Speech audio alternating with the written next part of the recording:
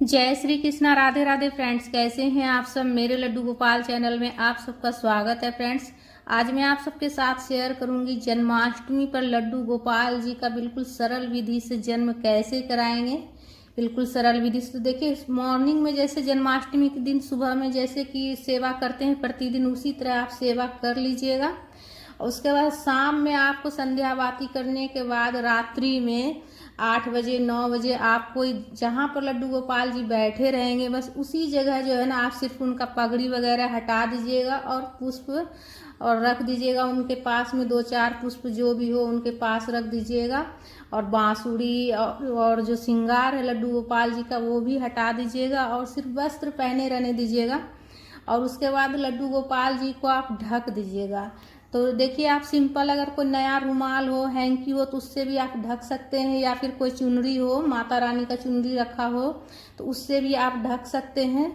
कोई भी मतलब कपड़ा हो नया तो उससे आप ढक लीजिएगा, ढक दीजिएगा। और अच्छे से ढक कर आप जो है ना छोड़ दीजिएगा। और एक बगल में जो है ना, आपको ढकने के बाद एक खीरा रख देना है पास में। लड्डू गोपाल जी के पास में ही एक खीरा रख दीजिएगा और एक सिक्का रख दीजिएगा।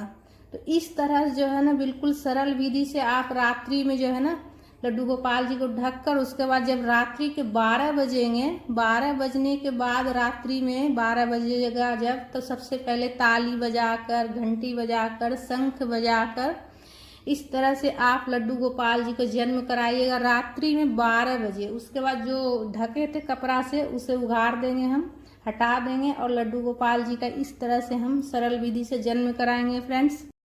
उसके बाद उनके पास जो खीरा रखे थे हम, वो उस खीरे का नाल छेदन करेंगे। जैसे कि सिक्का जो रखे थे, खीरा और सिक्का जो रखे थे, तो सिक्का से हम जो है ना, जिस तरफ डंटी रहता है ना खीरा में, उस भाग को मतलब उस साइड जो है ना सीधी दिशा में घुमाते हुए सिक्का से काट लेंगे। इसे नाल छेदन बोला जाता है फ्रेंड्स।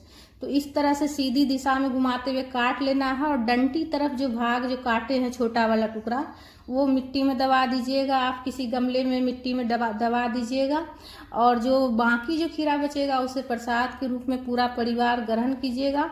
उसके बाद लड्डू गोपाल जी को पंचामृत स्नान कराएंगे। तो वस्त्र जो पहना के हमने जन्म कराए थे वो वस्त्र खोल देंगे और लड्डू गोपाल जी को सबसे पहले पंचामृत स्नान कराएंगे। उस दिन लड्डू गोपाल जी के लिए नया वस्त्र जरूर हो सके तो लेके आइएगा। जन्माष्टमी के दिन नया वस्त्र, बांसुरी अगर हो तो जरूर लेके आइएगा नया वस्त्र। तो एक कम से कम देखिए, अगर आप चाहे तो सुबह भी नया वस्त्र पहना सकते हैं, नहीं तो आप रात्रि के लिए तो कम से कम एक वस्त्र नया जरूर लाइएगा जन्माष्टमी के दिन।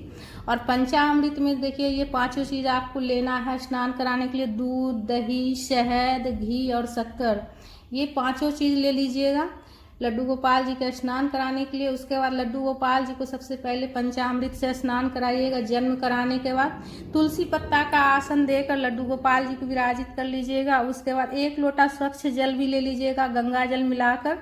और उसके बाद पंचामृत से स्नान करा लीजिएगा। पंचामृत से आप चाहे तो सारा मिक्स करके भी एक बार स्नान करा सकते, या तो फिर आप जो अलग अलग चीज़ से सभी से आप स्नान करा सकते हैं फ्रेंड्स। तो इस बीच में आप स्नान कराते हुए विष्णु भगवान जी के मंत्रों का आप जाप कर सकते हैं। ओम नमो भगवते वासुदेवाय का मंत्रों का जाप कर सकते हैं। तो मंत्रों का जाप करते हुए आप लड्डू गोपाल जी का अच्छे से मसाज करते हुए पंचामृत से स्नान करा लीजिएगा। उसके बाद स्वच्छ जल से स्नान करा लीजिएगा, स्वच्छ जल में गंगा जल मिलाकर। उसके बाद अच्छे से स्नान करा लीजिएगा। दूध दही बिल्कुल भी उनके बदन पर लगा हुआ नहीं होना चाहिए, इस बात का ध्यान रखिएगा। अच्छे से मतलब दूध दही को साफ करते हुए अच्छे से लड्डू गोपाल जी को स्नान करा लेना है। स्नान कराने के बाद अच्छे से लड्डू गोपाल जी का बदन पोंछ के श्रृंगार कीजिएगा। और जो पंचामृत वाला जो स्नान वाला जो जल है वो चरणामृत बन जाएगा। उसे पूरा परिवार थोड़ा थोड़ा ग्रहण कीजिएगा। जो बच जाए वो आप किसी पेड़ में डाल दीजिएगा, इधर उधर नहीं फेंकिएगा। उसके बाद लड्डू गोपाल जी का उस दिन अच्छे से श्रृंगार कर लीजिएगा, नया वस्त्र पहनाइएगा। और श्रृंगार करने के बाद जो है ना, लड्डू गोपाल जी को आप चाहे तो पहले जो है झूला झुला सकते हैं, उसके बाद भोग लगा सकते हैं, या फिर आप पहले भोग लगा लीजिएगा और उसके बाद झूला झुला दीजिएगा। तो उस दिन जो है झूला जरूर झुलाइएगा फ्रेंड्स। और भोग में आप जो है ना धनिया पंजीरी का, माखन का, फल फ्रूट का, मिठाई का आप सरल विधि से भोग लगा सकते हैं फ्रेंड्स। भोग में तुलसी पत्ता जरूर दीजिएगा। इसलिए कि हमारे लड्डू गोपाल जी का जो भोग है ना, तुलसी पत्ता के बिना अधूरा होता है। तो तुलसी पत्ता उनके भोग में ज़रूर दीजिएगा फ्रेंड्स। और भोग में आप जो है ना विशेष रूप से धनिया पंजीरी और माखन, ये 2 चीज़ का भोग ज़रूर लगाइएगा फ्रेंड्स। और उसके अलावा आप मिठाई, फल फ्रूट या फिर आप चाहे तो 56 भोग बनाकर भी आप भोग लगा सकते हैं फ्रेंड्स।